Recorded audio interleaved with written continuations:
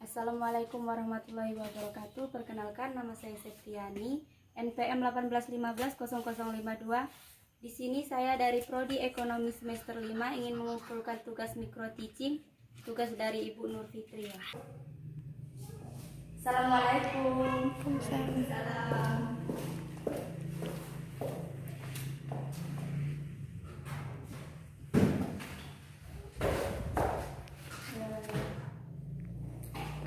Selamat pagi anak-anak, pagi guru-guru.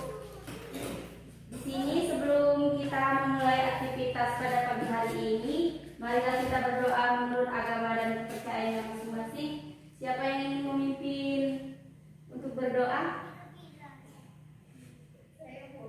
Ya. Ayo silakan untuk Ayu. Marilah kita berdoa menurut agama dan kepercayaan masing-masing. Berdoa mulai. Berdoa selesai. Bagaimana kabarnya?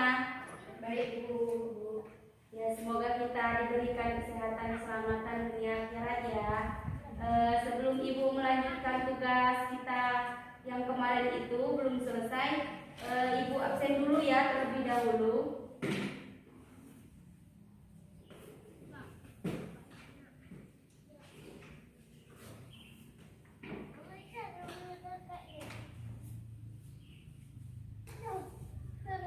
Ayu Andira, Hadir.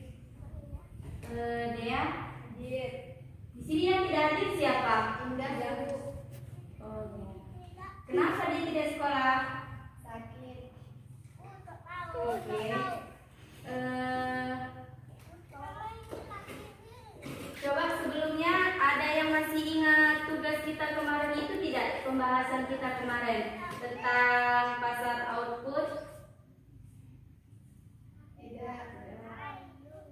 Tidak belajar emang di rumah ya?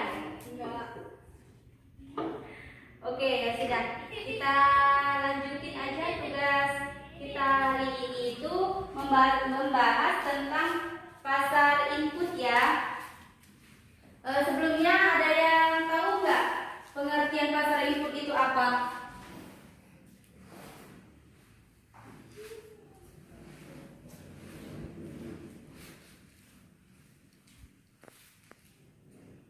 Kita bahas tentang pasar input ya. Di sini kita akan menjelaskan tentang membahas tentang pasar input. Pasar input itu pasar yang menyediakan faktor produksi, misalnya seperti contohnya ya ini seperti pasar sumber daya alam,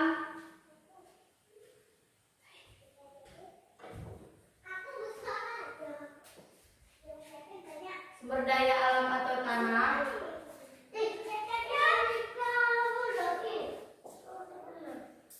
terus tenaga kerja,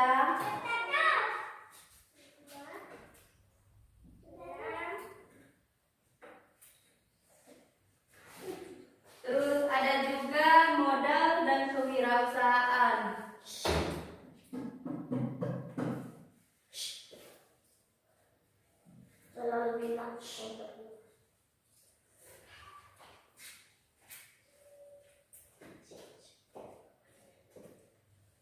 Kewirausahaan. Selanjutnya ada ciri-ciri pasar input.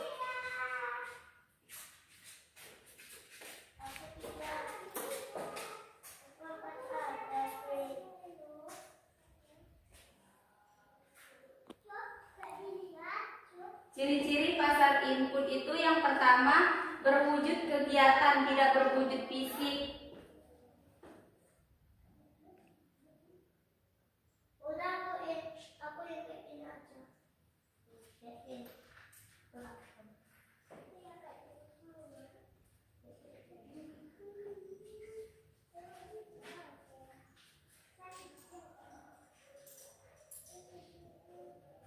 Contohnya seperti apa? Pasar yang berbentuk kegiatan atau tidak berwujud fisik. Contohnya seperti pasar yang sering kalian lihat itu atau kalian datangi, seperti pasar output. Jadi kita bisa lihat secara fisik atau kita bisa rasakan atau kita bisa rasakan. Tapi kalau pasar input ini dia berbentuk kegiatan. Jadi dia cuma kegiatan kita untuk melakukan sebuah pertukaran barang atau antara penjual dan pembeli. Yang kedua ada permintaan dan penawaran dilakukan dalam jumlah yang besar.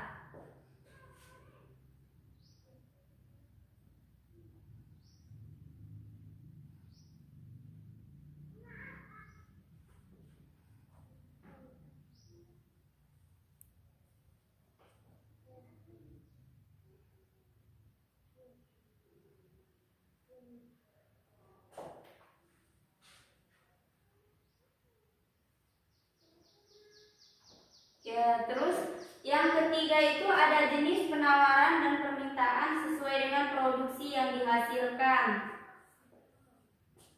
Yang ketiga ada jenis penawaran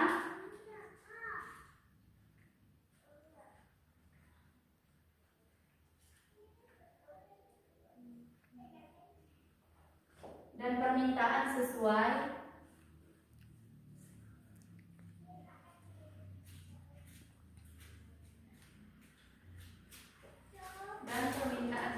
dengan produksi yang dihasilkan.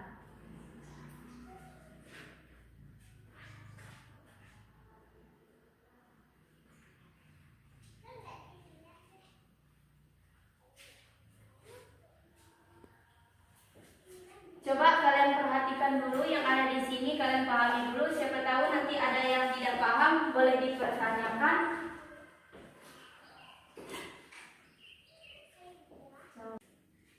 Baiklah, selanjutnya itu ada faktor sumber daya alam atau tanah. Di sini saya akan menjelaskan tentang faktor sumber daya alam atau tanah ya.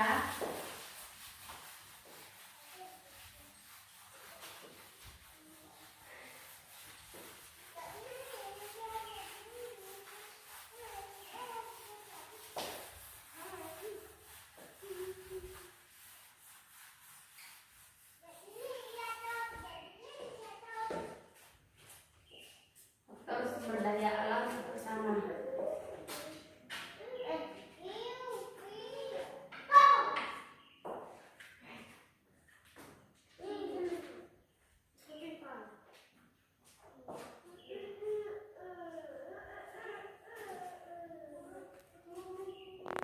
Faktor sumber daya alam atau tanah adalah semua kekayaan alam yang terkandung dalam tanah, lautan, dan udara. Nah, jadi jumlah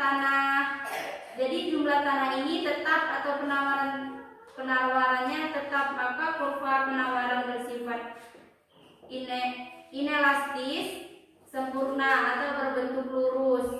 Jadi yang kedua, yang sedangkan permintaan tanah terus bertambah sehingga harga tanah akan semakin meningkat harganya. Jadi semakin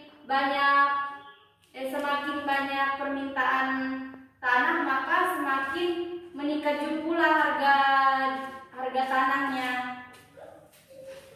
Jadi faktor-faktor yang mempengaruhi meningkatnya permintaan tanah itu, yang pertama ada kualitas tanah. Itu semua bisa terjadi dari kesuburan tanahnya, dari pengairannya, dan fasilitas listriknya, dan lain-lain.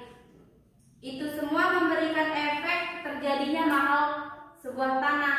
Yang kedua itu ada letak yang strategis. Misalkan itu terletak di dekat namanya rawa, terus di dekat dengan tanggul. Itu juga bisa memberikan efek terjadinya faktor yang mempengaruhi tingginya harga tanah. Yang ketiga itu ada banyaknya permintaan untuk pabrik. Misalkan seseorang yang ingin membeli tanah itu bertempat untuk membuat pabrik, misalnya itu seperti pembangunan di sebuah perusahaan, mau membangun perusahaan pabrik yang tempatnya itu yang sesuai seperti misalkan di daerah Wekanan ya. Kan di daerah Wekanan itu kan banyak kebun sawit, banyak kebun karet. Jadi permintaan tanahnya itu untuk membuat pabrik. Oke, apa ada pertanyaan? Mbak Dea, ada yang mau ditanyain tidak? Tidak. Oke, kita lanjut ya. Kita lanjut tentang pasar faktor produksi modal. Ada yang tahu pengertian pasar produksi modal itu seperti apa? Kalau belum ada yang tahu, Ibu jelasin ya. Pasar faktor produksi modal itu adalah tempat ditawarnya barang-barang modal untuk kepentingan proses produksi. Nah, jadi dari pengertian barang modal tidak hanya berupa masing-masing ataupun peralatan saja, tetapi juga modal uang atau dana untuk membeli barang.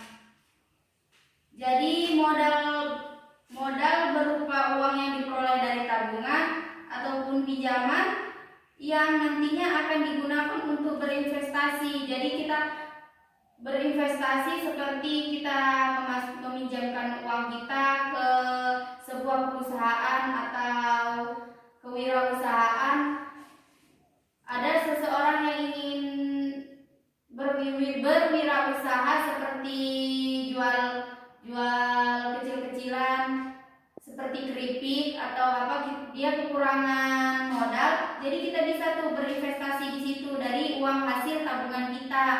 Jadi pendapatan seorang wirausaha itu 5% atau 10%-nya nanti dari penghasilannya itu dibagi dua untuk kita. Jadi kalau dia 100%, jadi 10%-nya itu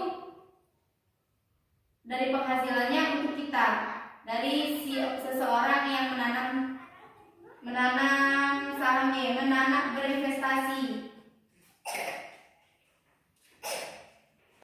Jadi sebelum Ibu mengakhiri pelajaran hari ini, Ibu jelasin sedikit lagi tentang pasar input. Pengertiannya itu, pasar input adalah pasar yang menyediakan faktor produksi terdiri dari pasar sumber daya alam, tanah, tenaga kerja, dan modal atau kewirausahaan. Nah, jadi perkuliahan kita hari ini Ibu akhiri. Semoga ilmunya bisa bermanfaat untuk kita, untuk kalian, dan untuk pengalaman kalian tentang berwirausaha itu seperti apa, terus cara berinvestasi itu seperti apa, terus tenaga kerja, yang pokoknya yang Ibu jelasin itu tadi semuanya kita pelajari. Minggu depan kita pertemuan lagi. Kalau ada yang salah satu dari kalian yang Ibu tanya, kalian harus paham ya. Minggu depan kita kuis. Oke.